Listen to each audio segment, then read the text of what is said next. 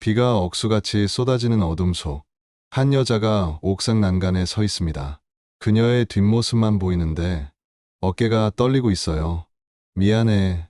정말 미안해. 여자의 목소리가 바람에 흩어집니다. 그때 뒤에서 묵직한 목소리가 들려와요. 아가씨, 거기서 내려오세요. 여자가 뒤를 돌아봅니다. 군복을 입은 한 남자가 서 있어요. 해병대 마크가 선명하게 보입니다. 누구세요? 왜 저를? 제가 누군지는 중요하지 않아요. 중요한 건 당신이 지금 무슨 생각을 하고 있는지예요. 여자의 눈에 눈물이 가득합니다. 당신은 몰라요. 제가 얼마나. 알아요. 해병의 짧은 대답에 여자가 깜짝 놀랍니다. 뭘 안다는 거예요? 당신 동생 이야기요. 그 순간 여자의 얼굴이 하얗게 변합니다. 여러분, 지금 이 두 사람 사이에는 도대체 어떤 비밀이 숨어 있는 걸까요? 동생의 죽음과 이 해병은 어떤 관련이 있는 걸까요? 그리고 왜 그녀는 죽음을 선택하려 했던 걸까요? 오늘 이야기는 여러분이 상상할 수 없을 정도로 충격적이고 감동적입니다. 반전에 반전을 거듭하는 이 놀라운 이야기. 끝까지 보시면 눈물 없이는 볼 수 없을 거예요. 구독과 좋아요 미리 눌러주시고 함께 이 가슴 아픈 이야기 속으로 들어가 보실까요? 이야기는 2주 전으로 거슬러 올라갑니다. 서울, 강남구에 위치한 한 아파트. 26층에 살고 있는 이수연, 28세입니다. 대학 졸업 후 작은 회사에서 사무직으로 일하며 20살 동생 수민이와 단둘이 살고 있어요. 부모님은 수연이가 대학교 2학년 때 교통사고로 세상을 떠났습니다. 그때부터 수연이는 동생을 키우기 위해 학비를 벌며 공부했고 졸업 후에는 수민이의 대학 등록금을 위해 밤낮 없이 일했죠. 언니, 오늘도 늦게 들어왔네요. 수민이가 거실에서 공부하며 말합니다. 응, 오버타임 좀 했어. 너 밥은 먹었어? 네, 언니 목도 남겨뒀어요. 수연이 동생을 바라보는 눈빛에는 온 세상을 다 준다 해도 아깝지 않을 사랑이 담겨 있어요. 수민아, 언니가 돈 더 벌어서 너 좋은 대학 보내줄게. 언니, 너무 무리하지 마세요. 저는 언니만 있으면 돼요. 이 소중한 자매에게 곧 끔찍한 일이 일어날 줄은 아무도 몰랐습니다. 그리고 같은 시각, 한 해병대 부대에서는 상병 박민준, 휴가를 준비하고 있어요. 민준아, 휴가 어디 갈 거야? 집에서 쉴 생각이에요. 너 맨날 집에만 있네. 친구들도 만나고 그래야지. 민준이 쓸쓸하게 웃습니다. 친구들이랑은 좀 어색해져서요. 민준에게는 아직 아무도 모르는 비밀이 있어요. 1년 전 그는 한 사람의 목숨을 구하지 못한 것에 대한 죄책감에 시달리고 있거든요. 어느 금요일 저녁, 수민이가 친구들과 함께 홍대에 놀러 갔습니다. 언니, 저 친구들이랑 영화 보고 올게요. 조심해서 다녀와. 늦지 말고. 네, 사랑해요, 언니. 수민이의 밝은 목소리가 집 안에 울려 퍼집니다. 이게 수연이가 동생의 목소리를 듣는 마지막이 될 줄은 몰랐어요. 밤 11시, 수연이는 수민이가 아직 안 들어온 것을 보고 전화를 겁니다. 전화를 받을 수 없습니다. 12시, 1시. 시간이 흘러도 수민이는 들어오지 않습니다. 새벽 2시, 수연의 휴대폰이 울립니다. 모르는 번호예요. 여보세요? 혹시 이수민 씨의 보호자이신가요? 차가운 목소리가 들려옵니다. 네, 제가 언니인데요. 수민이가 왜? 서울대병원 응급실로 지금 당장 오세요. 네, 응급실이요? 수민이가 어떻게 된 거예요? 자세한 건 오셔서 말씀드리겠습니다. 전화가 끊어지고 수연의 온몸이 떨립니다. 안 돼. 수민이가. 택시를 타고 병원으로 달려가는 내내 수연의 머릿속은 하얗게 변해버렸어요. 병원에 도착하자마자 의사가 다가옵니다. 이수민 씨의 보호자이십니까? 네. 제 동생이 어떻게 된 거예요? 의사의 표정이 심각합니다. 교통사고를 당했습니다. 음주운전 차량에 치였는데 치료는요? 수술하면 괜찮아지는 거죠? 의사가 고개를 숙입니다. 죄송합니다. 이미 그 순간 수연이 세상이 무너집니다. 잠깐 여기서 정말 중요한 포인트가 나옵니다. 수민이를 친 음주운전자는 과연 누구일까요? 그리고 이 사건이 나중에 해병 민준과 어떤 연관이 있을까요? 장례식장에서 수연은 넋이 나간 상태로 앉아 있습니다. 친척들과 친구들이 와서 위로를 건네지만 아무것도 들리지 않아요. 수연아, 정신 차려. 수민이가 하늘에서 지켜보고 있어. 수연이 혼자 있게 두면 안 돼. 우리가 돌아가면서 돌봐줘야 해. 하지만 수연의 귀에는 아무것도 들리지 않습니다. 세상에서 가장 소중했던 동생을 잃은 충격에 말 그대로 정신이 나간 상태예요. 3일 후 장례를 치르고 집에 돌아온 수연. 텅 빈 집이 너무 조용합니다. 수민아, 언니가 왔어. 수민이의 방 문을 여는 순간 수연이 무너집니다. 책상 위에는 아직 미완성인 과제가 있고 벽에는 언니와 찍은 사진들이 가득해요. 언니, 사랑해요. 언니가 제일 자랑스러워요. 언니 덕분에 제가 이렇게 공부할 수 있어요. 사진 속 수민이의 환한 웃음이 수연의 가슴을 더욱 아프게 만듭니다. 수연은 그날부터 회사에 나가지 않기 시작했어요. 아무것도 할 수 없었거든요. 수연 씨, 괜찮으세요? 벌써 일주일째. 상사의 전화에도 대답할 힘이 없어요. 죄송해요. 좀 더 시간을. 수연 씨, 마음은 이해하지만 회사 일도 있고 언제까지 이럴 순 없잖아요. 결국 수연은 회사에서 해고당합니다. 수민이의 대학 등록금을 벌기 위해 그토록 열심히 일했던 회사에서요. 집에서 하루 종일 멍하니 앉아있는 수연. 이웃들이 걱정이 되어 찾아옵니다. 수연아, 문 좀 열어봐. 밥이라도 먹어야지. 수연이 혼자 두면 안 될 것 같은데. 하지만 수연은 아무에게도 문을 열어주지 않습니다. 그저 수민이의 사진만 바라보며 하루하루를 보내고 있어요. 그런데 이때 수연이 모르는 사실이 하나 있어요. 수민이를 친 음주운전자가 바로 민준의 친한 선배였다는 것이죠. 한편 해병대 부대에서는 민준이 큰 충격에 빠져 있어요. 민준아, 너 괜찮아? 얼굴이 왜 그래? 선배, 김상철 선배 말이에요. 상철이. 걔가 왜? 민준의 목소리가 떨립니다. 음주운전으로 사람을 쳤대요. 20살 대학생을. 부대 전체가 술렁입니다. 김상철은 작년에 전역한 민준의 절친한 선배였거든요. 진짜야? 상철이가? 네. 그리고 그 학생이 죽었다고 해요. 민준은 밤잠을 이루지 못합니다.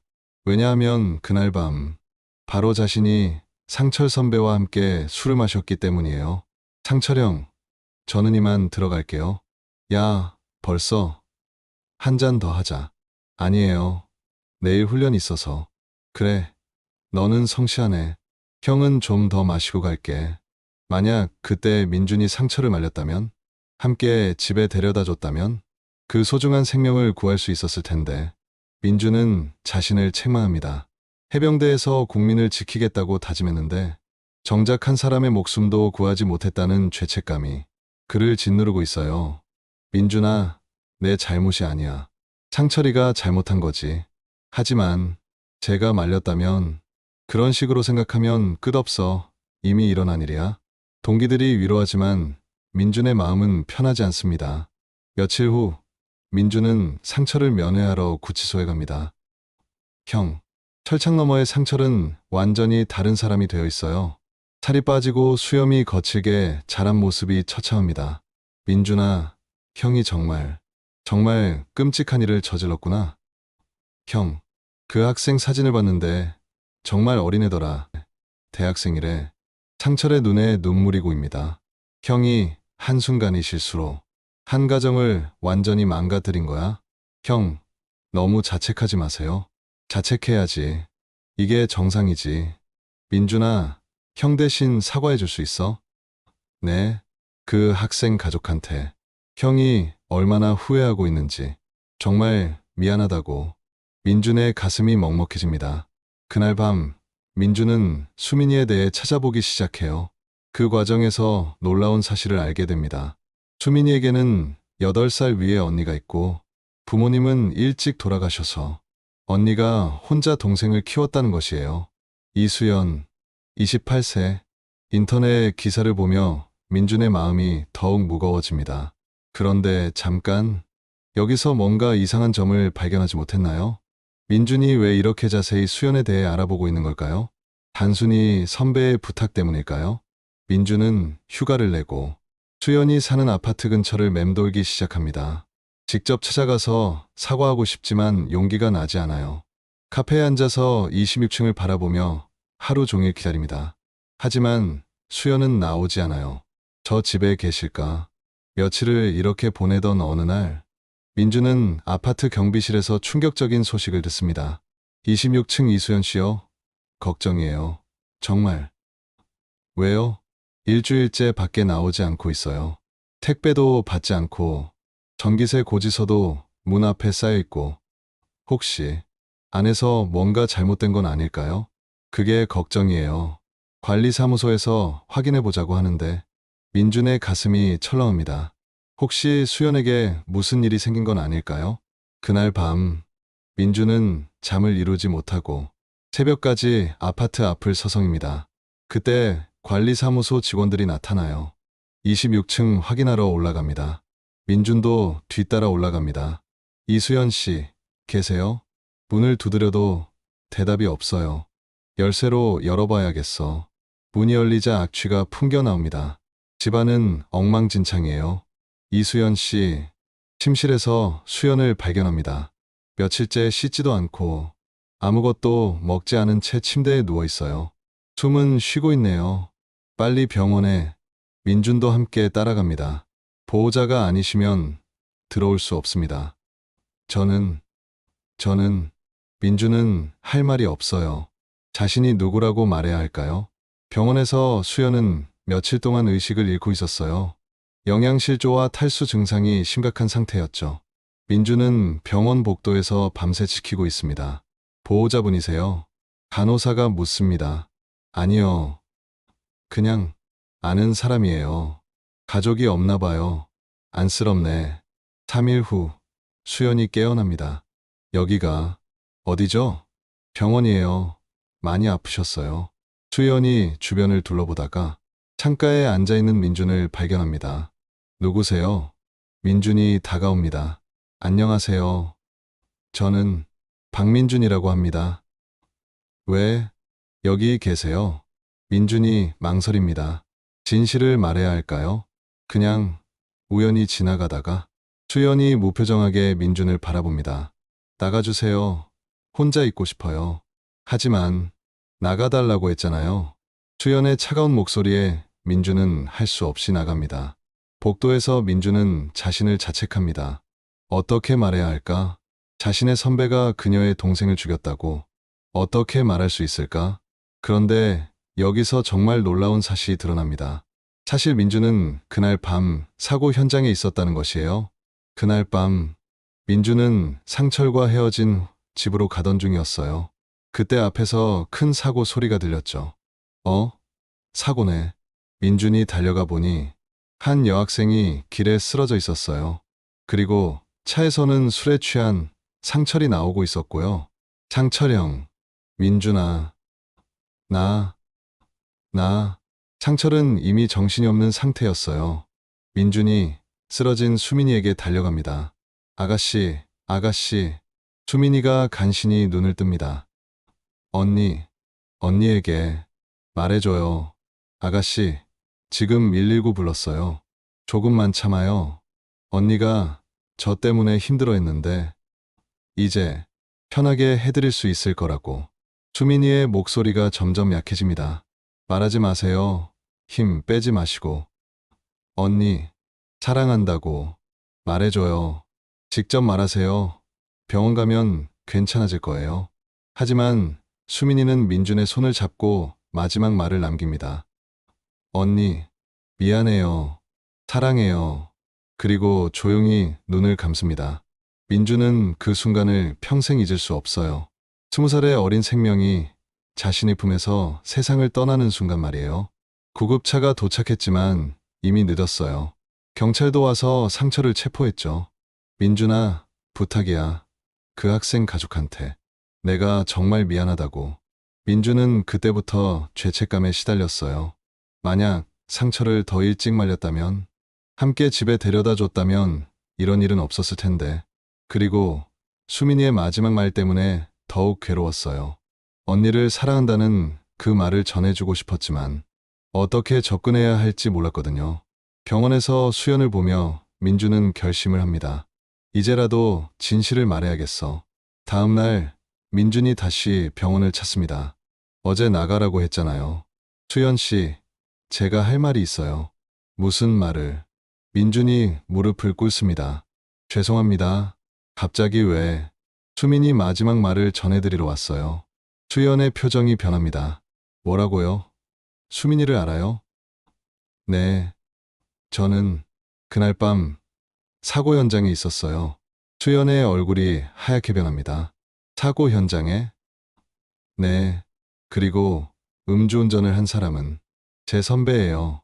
그 순간 수연이 민준의 멱살을 잡습니다. 뭐라고요? 당신 선배가? 죄송합니다. 정말 죄송합니다. 그럼 당신도 공범이네요. 왜 말리지 않았어요? 왜? 수연이 민준을 때리기 시작합니다. 민준은 가만히 맞고만 있어요. 때려도 돼요. 다 제 잘못이에요. 수민이가 뭘 잘못했다고. 20살밖에 안 됐는데. 수연이 울면서 민준을 때립니다. 하지만 수민이가 마지막에 그만해요. 더 이상 듣기 싫어요. 수연이 방에서 뛰쳐나갑니다.